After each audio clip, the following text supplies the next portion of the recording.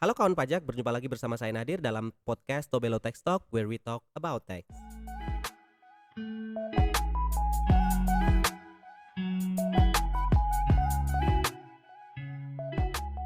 Kawan pajak, ada nggak sih di antara kawan pajak yang sudah memiliki NPWP, memiliki kegiatan usaha, namun belum paham mengenai kewajiban perpajakannya? Atau ada di antara kawan pajak yang memiliki kegiatan usaha, sudah berkembang, namun belum memiliki NPWP? Nah, di episode kali ini, episode mengenai kewajiban perpajakan bagi UMKM, kita akan membahas lebih lanjut mengenai apa itu UMKM dan apa saja kewajiban perpajakan bagi kawan pajak UMKM. Dan saat ini sudah bersama saya seorang fungsional asisten penyuluh pajak kantor pajak Tobelo, Kak Asrul. Halo Kak.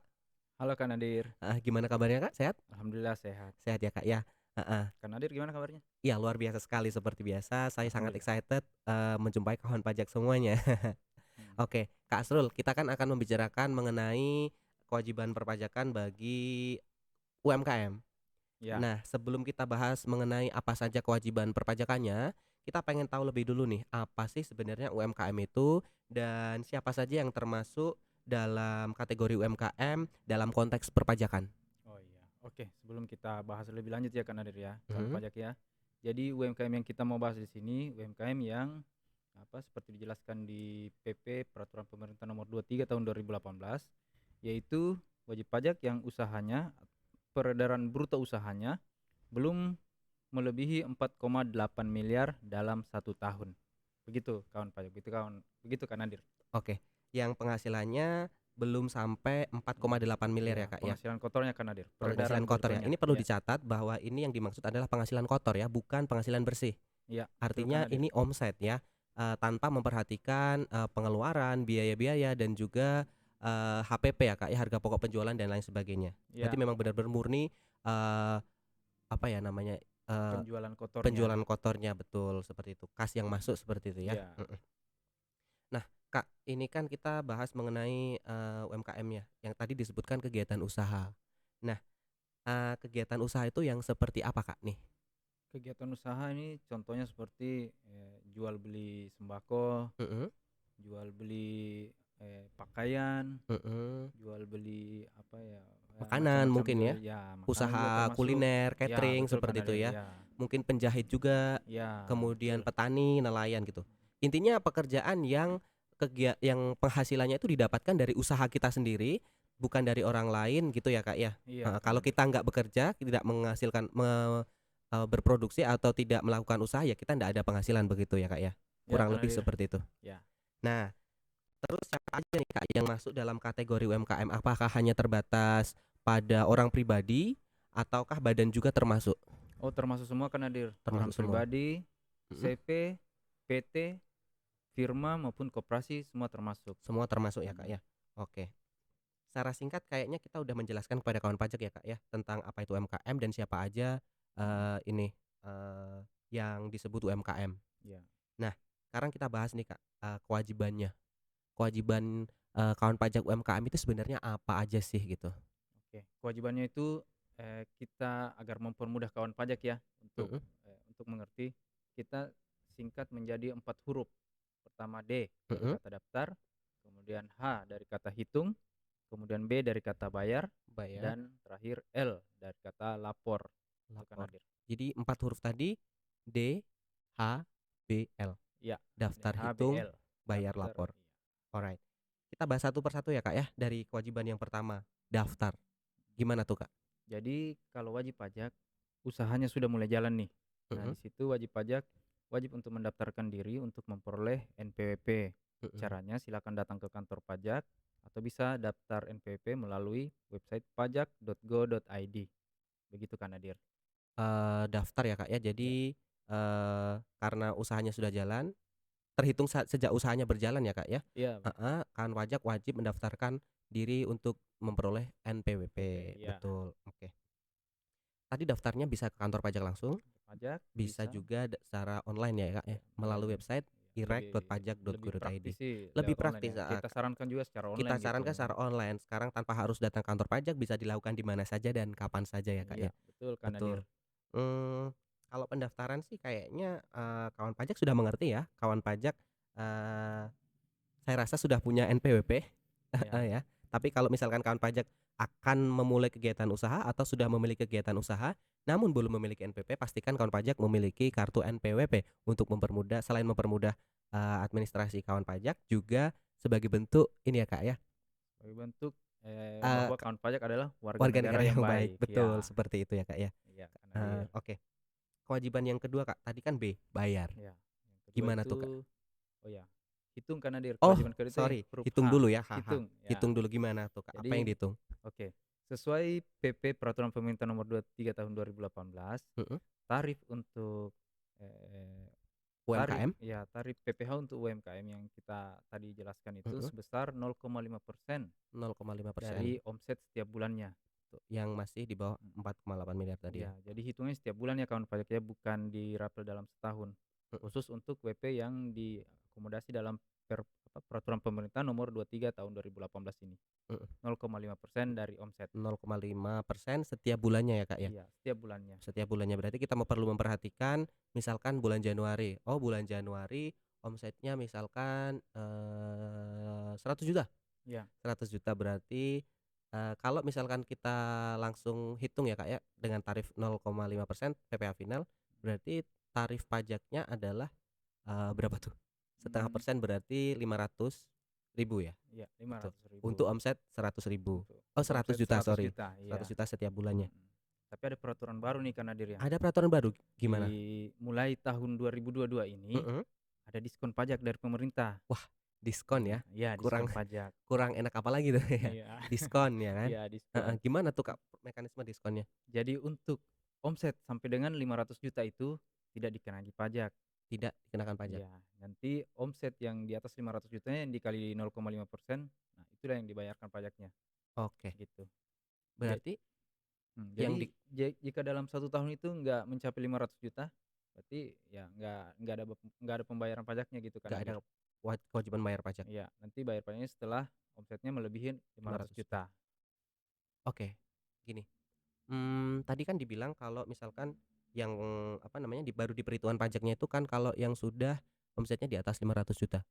Berarti boleh nggak saya bilang gini, eee, yang kawan pajak UMKM yang wajib membayar pajak, yang menghitung dulu nih, yang wajib, memperhitungkan dan membayar pajak itu adalah kawan pajak yang, memiliki kegiatan usaha dan omsetnya itu antara 500 juta sampai dengan 4,8 miliar. Seperti itu, artinya yang di bawah 500 juta itu tidak ada kewajibannya gitu. Iya, Betul ya, Kak, ya? iya, yang diakomodasi Yang di diakomodasi di PP 23 tahun 23 ini. 2018 ini. Oke, oke. Kalau misalkan gini, mmm, contoh ya misalkan, supaya kawan pajak lebih paham, misalnya gini, ini kan bulan November ya, kalau misalkan, sampai dengan bulan Oktober kemarin omset saya 500 juta, kemudian bulan November ini kebetulan omset saya 100 juta.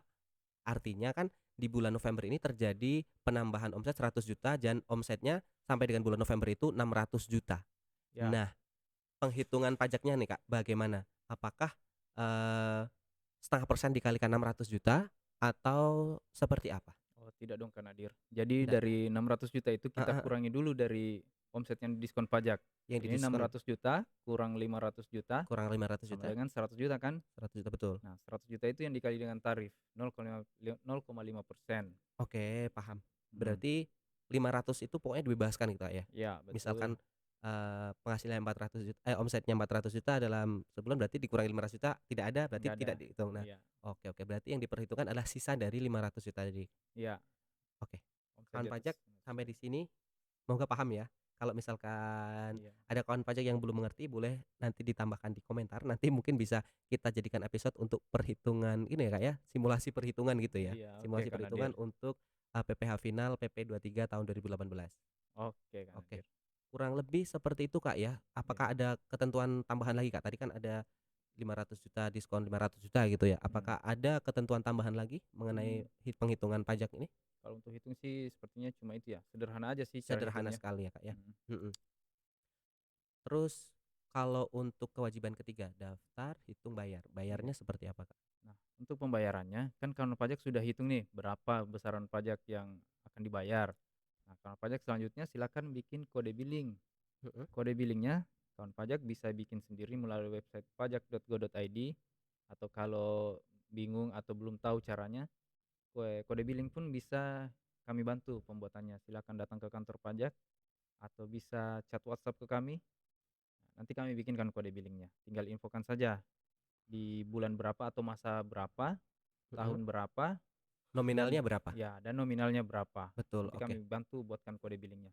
Heeh. Nah, pembayarannya silakan kawan pajak lakukan di bank atau kalau mau lebih praktis kan Nadir, Mhm. bisa melalui mobile banking. Mobile Iya, banking, begitu kan ATM Nadir. juga bisa, ATM juga bisa, kantor pos? kantor pos pun Kantor bisa. pos juga bisa ya? Mhm. Dan kalau nggak salah ini ya, Kak, ya, di beberapa e-commerce yang, apa namanya, aplikasi belanja gitu ya, itu sudah ada fitur untuk pembayaran pajak ya, Kak, ya? Oh iya kan Nadir, Heeh heeh. betul. Jadi Jadi nggak perlu repot-repot lagi ya, nggak harus antri di teller bank gitu ya. Jadi iya, bisa juga melalui beberapa saluran alternatif lainnya tadi. iya kan Nadir, betul. Oke, gini, Kak, tadi kan dibilang kalau, billing itu bisa dibuat lewat, DJP online ya, Iya, akun DJP online. website pajak. Berarti ini kawan pajak harus punya akunnya dulu dong ya, harus punya Mhm, e-fin dan lain sebagainya. mhm, Heeh, bagi iya, kawan pajak yang belum paham nanti akan kita bahas di episode lain mengenai e-fin, DJP online dan lain sebagainya ya, Kak, ya. oke Oke, kan Nadir. mhm. Pembayarannya ini setiap bulan ya, Kak, ya berarti ya? Iya betul kan Nadir. Jadi Mhm, pembayarannya itu dilakukan paling lambat, tanggal 15 bulan berikutnya. tanggal 15 bulan berikutnya. Mhm. Misalnya pajak bulan November nih, Mhm, nah di akhir November kan udah ketahuan berapa omsetnya, kemudian ya kita kali dengan tarif, mhm. nah pembayarannya itu paling lambat tanggal 15 bulan Desember, gitu kan 15 Nadir. bulan Desember. Ya, Oke, berarti kalau bulannya belum lewat belum bisa dibayar? mhm. Belum ya? Kalau kalau bayar sih bisa-bisa aja sih kan Nadir ya. Tapi kan kita belum Mhm, paham, belum tahu ya, iya, secara keseluruhan, mhm, apa namanya, omsetnya berapa gitu. iya, Jadi sebaiknya tunggu bulan berakhir dulu tunggu bulan kan berakhir kan supaya kita bisa menghitung, iya, heeh, menghitung total omsetnya. mhm, baru dikalikan gitu ya. Iya, Oke oke oke. Oke, Kak. Jadi tadi ada kewajibannya daftar, hitung, bayar, lapor. Nah, iya, yang sebentar, yang terakhir bayar ini perlu heeh, kawan oke pajak oke. ingat ya, kewajibannya itu, penghitungannya dan pembayarannya itu setiap bulan dan dilakukan sebelum tanggal 15 bulan berikutnya. Oke, kawan Paling pajak? lambat tanggal 15. Paling lambat tanggal Wah, 15 ya, Kak, ya. Nanti kalau ndak bayar, terlambat bayar nanti dapat ada denda ada nanti. denda ya, Kak, ya, denda administrasi ya. Iya, ada Heeh, jadi pastikan ya kawan pajak kalau misalkan kawan pajak sudah, eligible atau artinya kawan pajak sudah omsetnya di atas 500 juta dan penghitungannya sudah ada ada nominal pajak yang harus dibayarkan, jangan lupa dibayarkan sebelum tanggal 15 bulan berikutnya. Mhm. Oke, gitu aja ya, Kak, ya, Oke tentang kan Nadir. kewajiban bayar. Nah, yang Baik. terakhir, Kak, lapor bagaimana, Kak? Kalau untuk pelaporan, Mhm, kawan pajak, lapornya melalui SPT tahunan. mhm, Pelaporannya itu untuk NPWP orang pribadi paling lambat tanggal 31 Maret tahun berikutnya, dan untuk NPWP badan mhm, paling lambat tanggal 30 April tahun berikutnya. mhm. Contohnya nih untuk tahun pajak 2022 ini kan sudah hampir berakhir ya Kak Nadir ya. Betul betul. Nah, di Januari nanti kawan pajak sudah bisa lapor. Untuk NPWP orang pribadi tadi, Mhm, jangka waktunya sampai Maret, untuk NPWP badan ya sampai April. sampai April. Itu Oke. kan Nadir. Yang dilaporkan itu peredaran usaha dalam 1 tahun terakhir gitu ya, Kak, ya? Iya, Oke. Untuk laporannya, caranya bagaimana, Kak? caranya kawan pajak bisa datang ke kantor pajak secara langsung, Mhm, mengisi formulir, lalu ya melapor, tapi tentunya kalau datang ke kantor pajak biasanya antri gitu ya kan mhm. Nadir ya. Nah Sekarang ada sudah zamannya ya, online gitu ya, Kak, ya? iya yang lebih Jadi praktis sekarang lapor lapornya secara secara online, online ya? iya. Lapornya di Silakan kawan pajak lapor di DJP website online, pajak.go.id. Nah, djponline.pajak.go.id ya, iya, Kak, ya? Heeh djponline.pajak.go.id. heeh. Jangan lupa sebelum tanggal 31 Maret untuk orang pribadi dan 30 April untuk badan setiap tahunnya ya, Kak, ya? Setiap tahun. Heeh, apalagi ini kan ini udah akhir tahun, hampir mendekati akhir tahun dan, udah hampir memasuki tahun baru ya, Kak, ya. Jadi, buat pengingat juga untuk kawan pajak jangan sampai telat, ini ya, lapor Iya, telat supaya lapor, tidak iya. dikenakan, Iya, betul eee, kan Nadir. denda denda gitu Tidak ya kena tentunya. denda, iya. Heeh heeh. Oke, Kak.